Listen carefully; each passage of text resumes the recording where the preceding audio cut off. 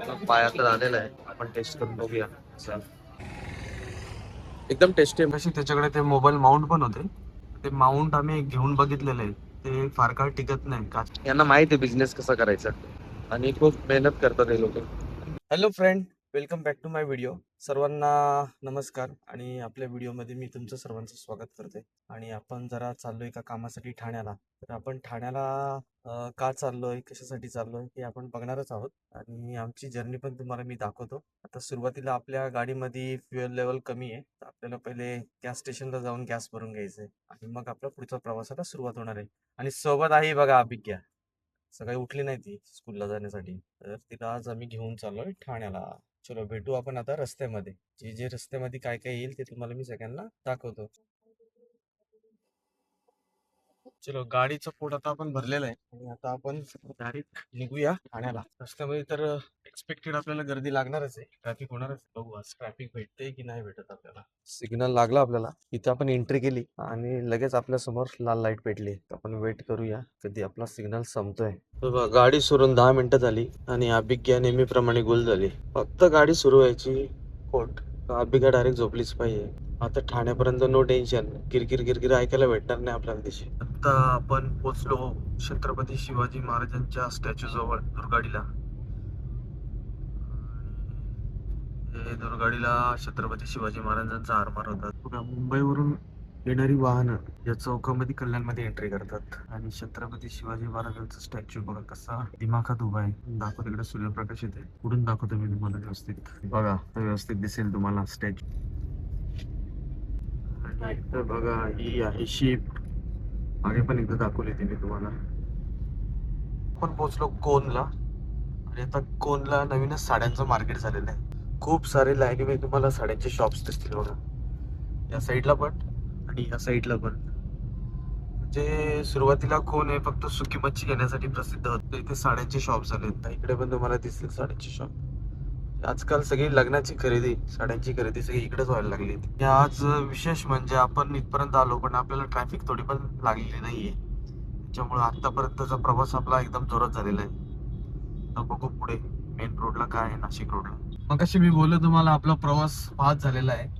पण आता आपण मेन हायवेला आलो, नाशिक हायवेला. तिथून हायवे स्टार्ट केला आपण, तिथूनच आपल्याला ट्रॅफिक लागली आणि ही ट्रॅफिक आपले जे 2 ते 3 तास घालवणार. वाटलं होतं आपल्याला लवकर काम करून निघू आपण रिटर्न, असं वाटत नाही आता आपण लवकर पोहोचू. कल्याण ते ठाणे फक्त 15 किलोमीटरचं अंतर आहे. फार फार इथं 30 मिनिटं लागायला पाहिजे जायला. पण ही ट्रॅफिक एवढी डेंजर आहे ना की प्रत्येक वेळी आम्ही आलो ना तर ठाण्याला जायला आम्हाला 2-2 तास जातात. त्याच्यामुळे कार घेऊन येणं खूप मुश्किल झालंय. सगळ्यात फास्ट प्रवास बोलला तर आपला ट्रेनचाच झालाय. ट्रॅव्हल्स लोकांची तर वाटत लागते आणि मोठे ट्रक वगैरे जातात, छोट्या गाडीवाल्यांना खूप जास्त प्रॉब्लेम होतो. ट्रकवाल्यांसाठी खास लेन तयार करायला पाहिजे. ती ऑरेंज कलरची जी ट्रॅव्हल आहे ना, ही लहान मुलांची ट्रिप चालली, कुठल्या शाळेची आहे काय माहित. 4 नंबर लिहिलंय गाडीवर, सोनल ट्रॅव्हल आहे आणि सगळे दुसरी तिसरीची मुलं वाटतात मला. ते कुठे चाललेत काय माहिती. मित्रांनो, आता वाजलेत बघा 4:41 आणि आता आपण ट्रॅफिक मध्ये मगापासून फसलोय. ट्रॅफिक मधून निघताना किती वाजतात हे पण तुम्हाला मी दाखवतो. आजकाल ज्याला इमर्जन्सी असते त्यांनी कार घेऊन यायचंच नाही, त्यांनी ट्रेननीच जायचं. कारण तुम्ही वेळेवर तुमच्या कामाच्या ठिकाणी पोहोचू शकत नाही, एवढी ट्रॅफिक असते भयानक. ट्रॅफिक होण्याचं मेन कारण बघा मित्रांनो, जागोजागी रस्त्याची कामं चालू आहेत. आता हा रस्ता वायडिंग करायचा झालेला आहे आणि गेली 2-3 वर्ष झालं तर याचं वायडिंगच चालू आहे, समृद्धीला जोडायचं म्हणून. या रस्त्यामुळं सामान्य माणसाचा जीव चाललाय. महत्वाचं काम असेल तर काम रस्त्यातच झालं. समजा 5:04 झाले आणि आपण फक्त 4 ते 5 किलोमीटर झालेलो आहे. मी तुम्हाला मगाशी ट्रॅफिक दाखवली होती, तिथून फक्त 4 ते 5 किलोमीटर आपण पुढे सरकलोय. सनसेट तर बघा किती जबरदस्त आहे एकदम. तर आपल्या साईडला का आमदारची गाडी चालली, MH018BZ0 100. कमेंट करून सांगा हा कुठला आमदार आहे. विधानसभेचा आमदार आहे आणि तो पण आपल्या ट्रॅफिक मध्ये अटकलाय. हे आमदार खासदार लोक पण ट्रॅफिक मध्ये अटकले पाहिजेत आणि खूप जास्त काळ अटकले पाहिजेत, तरच आपले रस्ते वगैरे व्यवस्थित होऊ शकतात आणि ट्रॅफिकची समस्या सुटू शकते. तर आपण पोचलोय बॉम्बे धाबाजवळ. बघा बॉम्बे धाबा, बऱ्याच वेळा येत असतो आपण इथे. सिंगर खूप भारी आहे इथला. या ज्या बिल्डिंग दिसतात तुम्हाला ते आहे ठाणे. आता ठाण्याला जायला आपल्याला फक्त एक ब्रिज क्रॉस करायचा आहे, जो की खाडीचा आहे. तो क्रॉस केल्यानंतर आपण ठाण्यामध्ये एंट्री करू. हा बघा, हा आहे तो ब्रिज आणि खाली आहे या ब्रिजच्या पाणी, खाडी आहे ती, ठाण्याची खाडी. आणि हा ब्रिज क्रॉस केल्यानंतर आपण जातो डायरेक्ट ठाण्यामध्ये. बघा तुम्हाला बिल्डिंग दिसतात ना, ही कळवा आहे. मगाशी त्या बिल्डिंग दाखवल्या ना, ठाण्याचा एक साइड होती.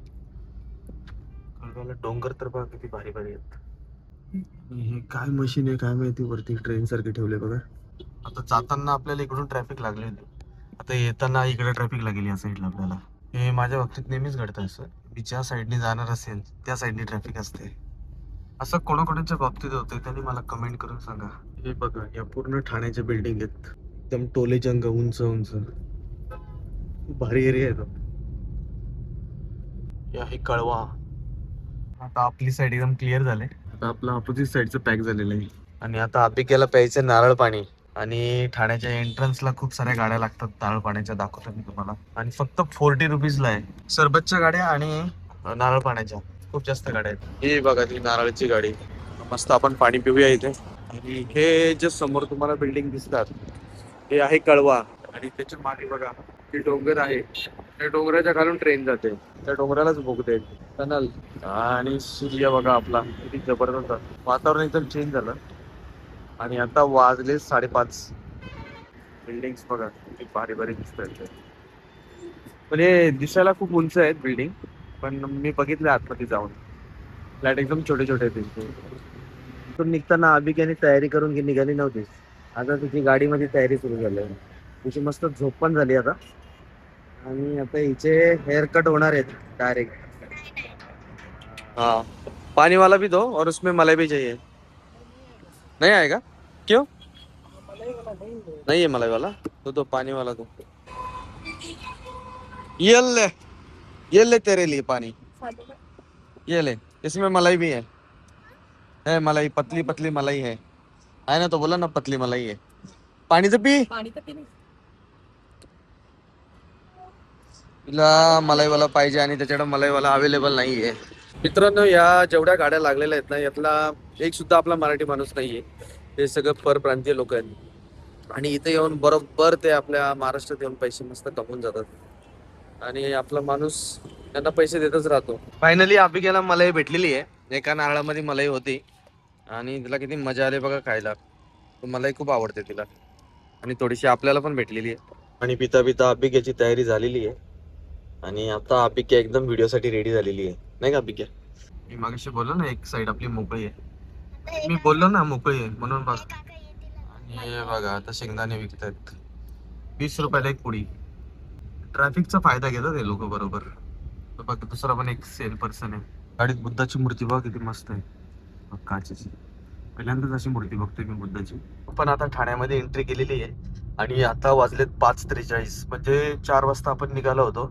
आणि अर्ध्या तासाच्या रस्त्यासाठी आपल्याला बरोबर दोन तास, म्हणजे 2.5 तास लागलेत. आणि बघा सनचं पण आता कलर चेंज झालेला आहे, लास वाटतो एकदम, पूर्ण भगवा भगवा झालेला आहे. मित्रांनो, समोरच्या गाडीमध्ये बघा डॅश कॅम लावलेला आहे. आणि आत्ताच्या गाडीमध्ये हा डॅश कॅम खूप इम्पॉर्टंट आहे. आपल्याला पण लावायचं आहे आपल्या गाडीला.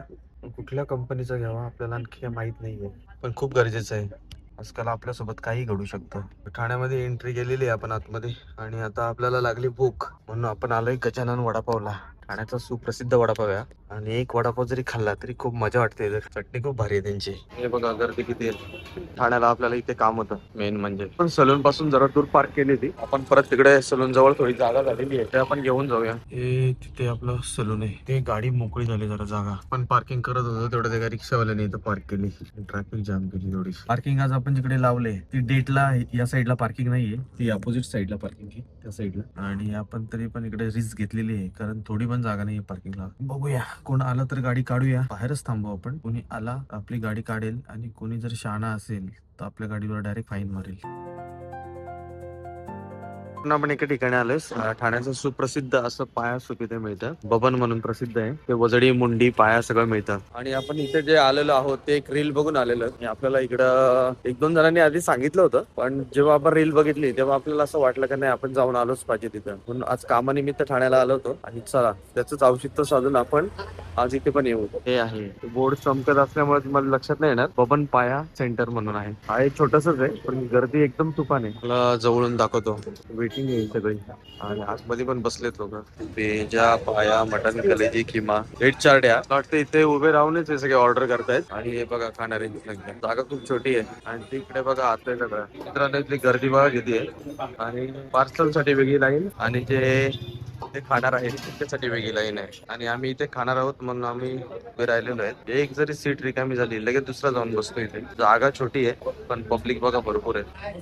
चला मित्रांनो फायनली आपला नंबर आलेला आहे. आपण ऑर्डर दिलेली आहे. आपण ऑर्डर दिले मटन, एक पाया आणि एक किमा. सोबत आपण भाकरी किंवा पाव खाणार आहे. बाकीचे लोक पण तेच मागवत आहेत. हे बघा आणि बघू आज टेस्ट करून.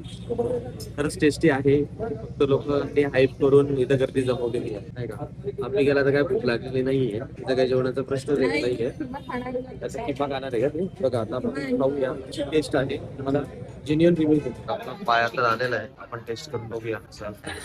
फायनली आपले 3 डिश आलेले आहेत आणि सोबत आपण पाव मागितलेला आहे. कांदा लिंबू आणि चव घेऊन बघितली खूप छान आहे. तुझं जेवण झालेलं आहे तरी पण अजून काही गर्दी हटलेली नाहीये. आम्ही जवळजवळ अर्धा तास झाला. गर्दी वाढतच चाललंय. थोड्या टायमाने लोक इथे येऊन उभे राहतातच. आणि हे एक्झॅक्ट लोकेशन जे आहे हे ठाण्याला एकनाथ शिंदेचा बंगला आहे त्याच्या साईडलाच आहे. खूप फेमस आहे. लोक उभे राहून पण खात आहेत. चलो फायनली आपण बबन पाया सूप मध्ये जेवण केलेलं आहे आणि जेवण खरोखर चांगलं होतं.